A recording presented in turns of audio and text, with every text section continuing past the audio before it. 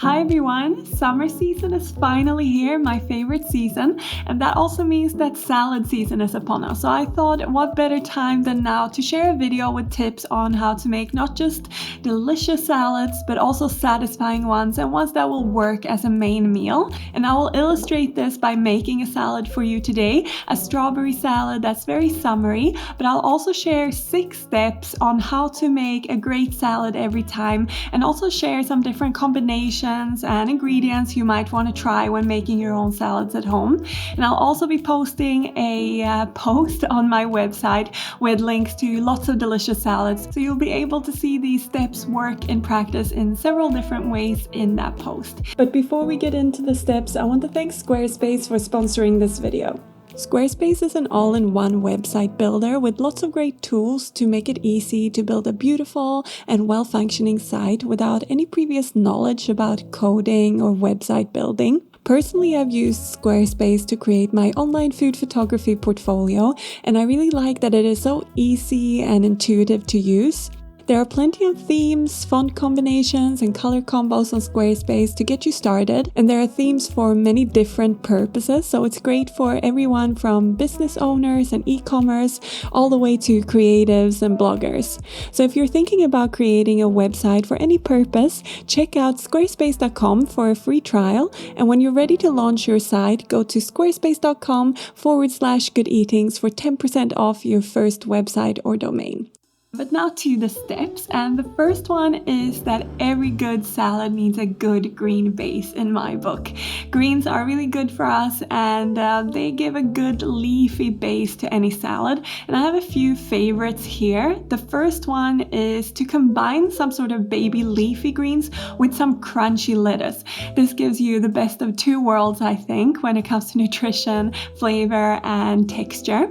Another favorite is to use cabbage, which you can chop really finely. It's really crunchy and yummy, and it works really well in Southeast Asian inspired salads and noodle salads. And then the third one, which I often do in winter, is a massaged kale salad. Kale is not so yummy just plonked into a salad. You need to give it some love with your hands and maybe some oil and lemon juice just to soften it. So these are my 3 favorite green bases in a salad, and in the salad that we're making today, because it's summer, I'm going for this first option. We want some crunch and some freshness. So I'm going to use some mixed baby greens along with some chopped up crunchy gem lettuce that I simply mix as the base.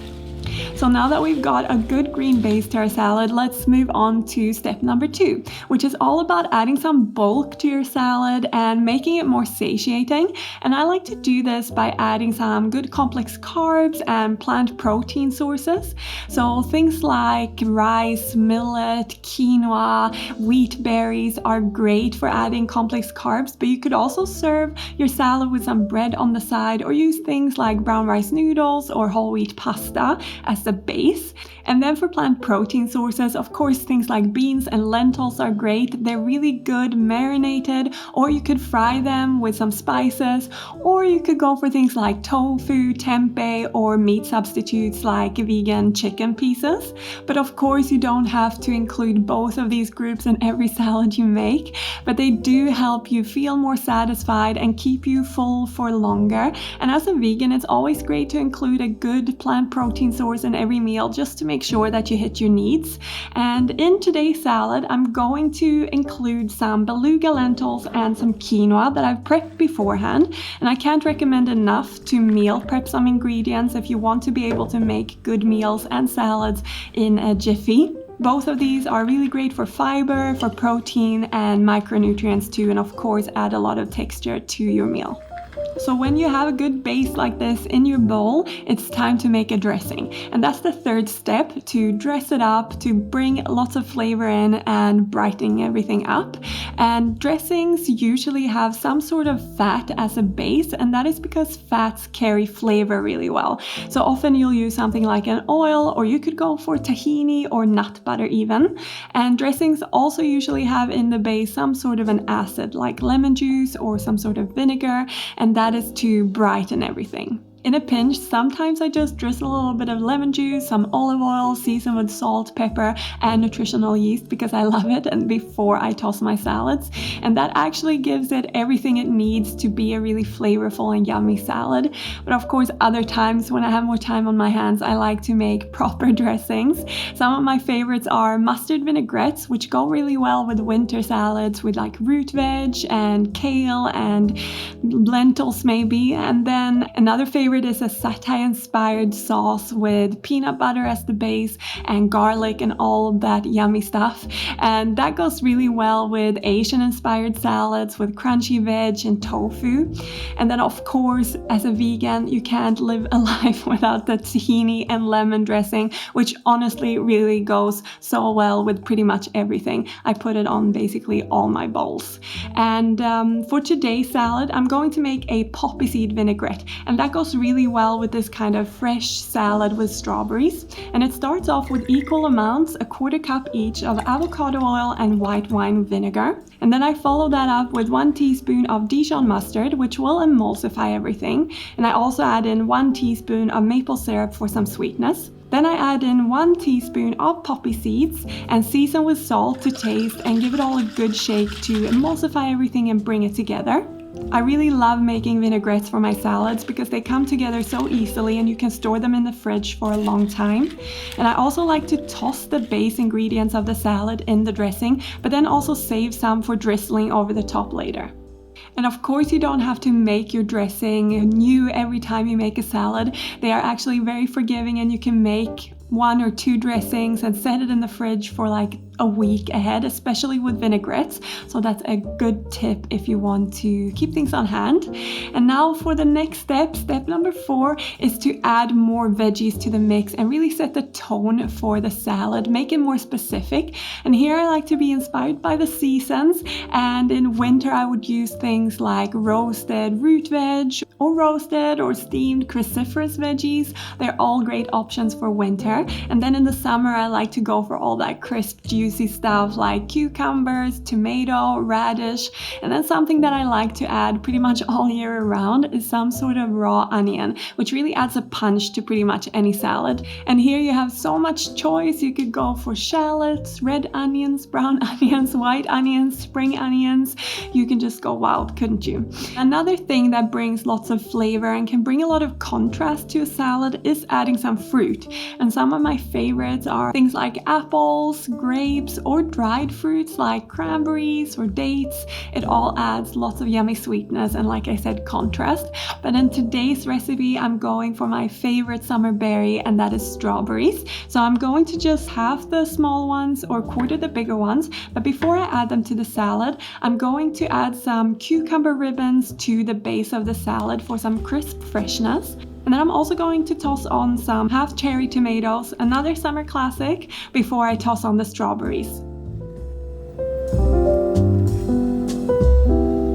I'm also going to add some avocado cubes for some healthy fats and creaminess.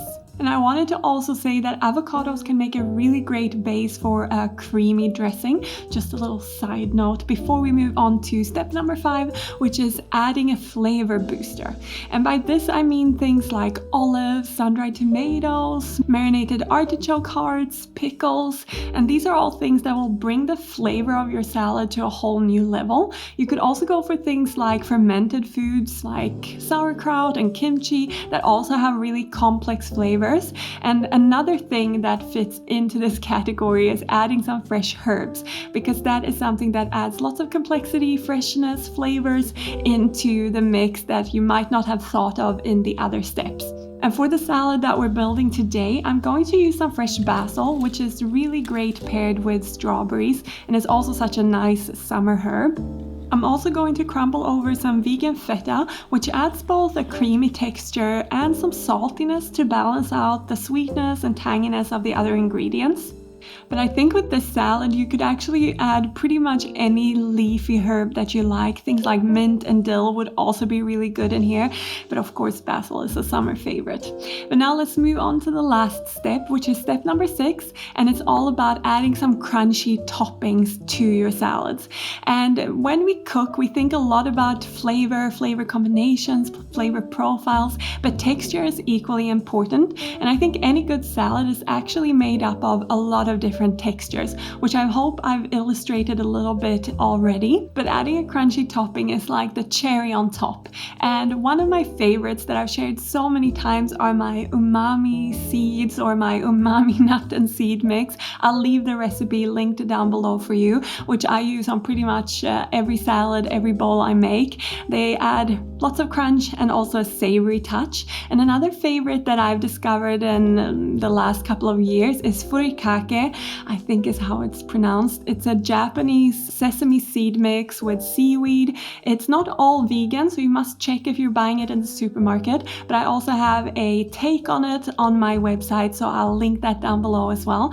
It's also savory and crunchy and yummy. But there are lots of options these days in the supermarkets of different nut and seed mixes that you could purchase and sprinkle over everything, and I promise it will be delicious. And for today's salad, I'm going to use some pistachios that I've chopped up, and they were roasted and salted when I bought them, which makes it very convenient. And I love the flavor of pistachios, and they just add a lovely color as well. It is always really nice to consider whenever we're cooking that we eat with our eyes as well and play around with the different shapes, colors and textures, which I hope the salad has illustrated today. And I really hope that today's video has also given you the confidence to make delicious, nutritious and satisfying salads at home all summer long. I know I will be with all the delicious ingredients we're just about to get our hands on here in Northern Europe. And of course, I'll also link the recipe for this strawberry salad down below in the description box, along with all the other links I've been talking about throughout the video, including links to many different salads you might want to try. But I also hope that these 6 steps will inspire you to get creative in your own kitchen and make your own salad combinations. Now, I thank you all very much for watching. I hope you enjoyed it. I definitely did. And I hope to see you in the next one. Take care. Bye.